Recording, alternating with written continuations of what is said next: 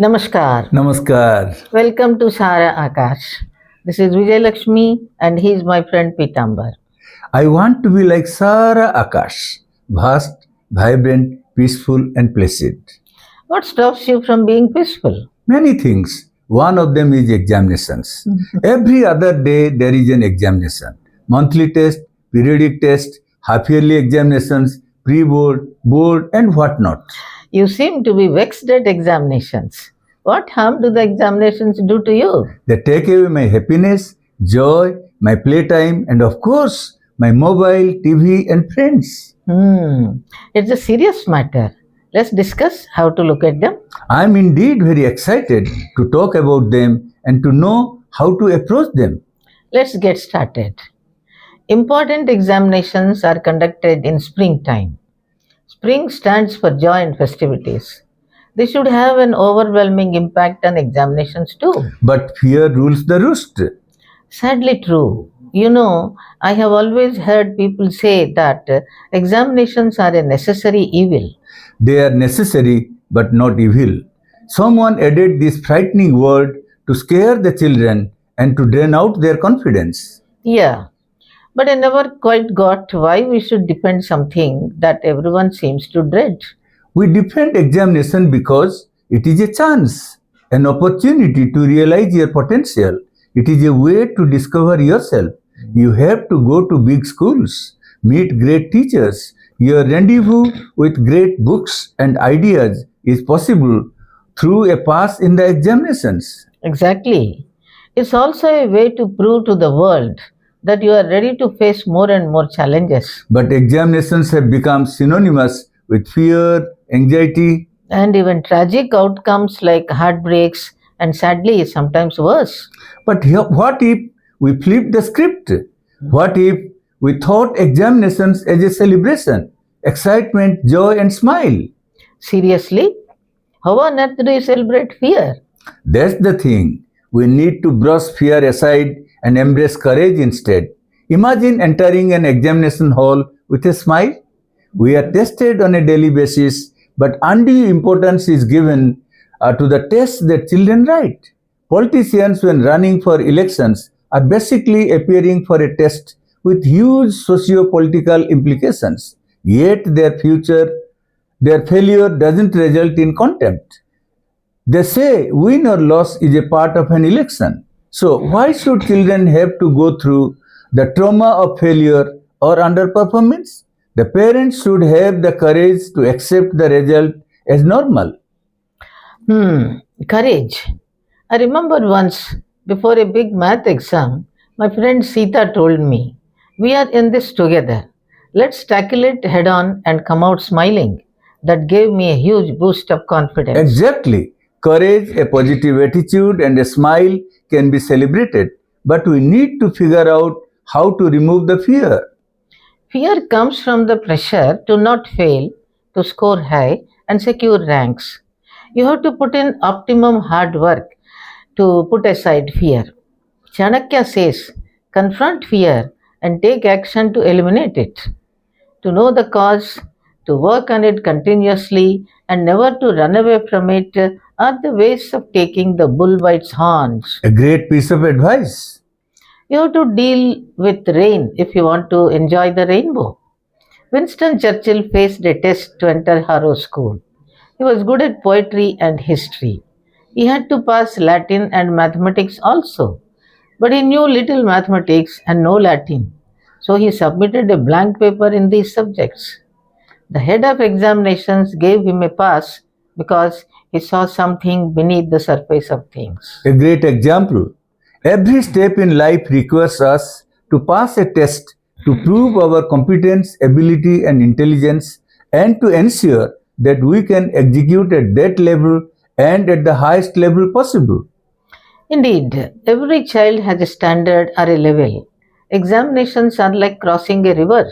There are different ways of crossing this river. You may walk through it, you may swim across it, you may build a bridge over it, or you may fly over it. The different ways are dependent on the level of preparation undertaken by you. This will determine your approach to the examination, your ability to overcome the challenge. Let us take the example of Booker T. Washington, a black boy, a slave. He traveled miles to enter into Hampton Institute for Scholars. He had no one but himself to support. That was not enough to get an admission. He followed the teacher and tried to impress her. She asked him to clean a classroom. He considered it to be an opportunity, not a test. The teacher inspected the room with a spotless white handkerchief. The thoroughness and the sincerity with which he had cleaned the classroom put the stamp of approval for admission to the institute. That was the best examination he ever passed. Examination, my dear friends, is not a fear. Examination is a desire. Right. Often fear roots itself deep because we aren't prepared enough, we haven't studied regularly, haven't paid attention in the class, simply haven't put in the effort. Yeah, like that time I spent all night before my history exam watching movies or mobile instead of studying because I don't like history. Who would remember the places? Who would remember the dates and names? It is so boring. The flip flop preparation made me a nervous wreck the next day. You are somewhat like Albert Einstein, who did not like history. He too was vexed at remembering so many facts and figures. Yes, I remember the famous Hindi poet Om Prakash Aditya who says, नाश हो इतिहास का My God. नाश हो इतिहास का सन के समंदर बह गए मर गए वो लोग रोने के लिए हम रह गए शाहजहां बाबर हुमायूं और अकबर बाप था कौन कौन था बेटा न जाने कौन किसका बाप था. That's really hilarious. But Albert Einstein was more interested in ideas. History, in fact, stands for ideas, identity, and inspiration. It tells who I am, what my past is, and what my pride and glory are. No doubt, history takes us back to our roots. This is an idea. Don't you think ideas are more abstract and tough to get through? Yes, everything seems to be difficult, and that's when fear becomes a monster. Another big reason for it is comparison. And finally, marks end up defining a child's worth, which is so unfair. How can you question someone's worth just because he didn't do well in an examination? It is heartbreaking. And why should any child fail in the first place? There are so many factors: content, memory, teaching, textbooks, parents, friends, and teachers who can help a child out. It's rightly said. Acharyat padam adatte, padam shishya swamedhaya, sabrahmacharibhyaha padam, padam kalakramena cha. One-fourth of education comes from the teacher, one-fourth by the self-study by the learner, the next one-fourth due to peer interaction, and the rest over a period of time. Yeah, you have hit the nail on the head. You need a universe to bring up a child. Yes. Everybody concerned has to put the efforts to keep the examination pressure off the child. But everything boils down to the performance of the child only. The corruption, copying, and malpractice should be removed from examination completely. They put a huge pressure on the performance of the child. Honesty must be celebrated. True. I had this amazing teacher once, Mr. Sharma, who always said, exams are just a part of life, not life itself. It was so comforting. That is a great mindset. Think about how we celebrate our festivals. We do not compare how others do it. Exams could be similar. Our own little festival of learning. Our own little festival of learning. Indeed, a great idea. Yes. Like how we pray for good things during festivals, we also pray for better performance during examinations. Let exams be a family affair. Let's celebrate them like Holi and Diwali. They add colors to our life as Holi does. Similarly, they throw light as Diwali does on our future and help us to take vital decisions. Isn't it going to be a great excitement if we treat exams like celebrations? Yes, absolutely. The excitement of the parents will motivate the children like the sunshine melting the ice. It will also give the children a world of confidence. The flow of preparation under the watchful eyes of the parents will pick up the speed and intensity, making their journey joyful.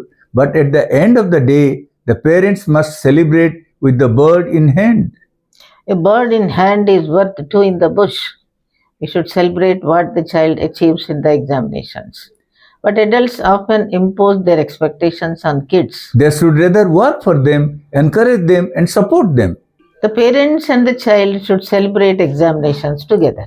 Children naturally celebrate their achievements if left to themselves.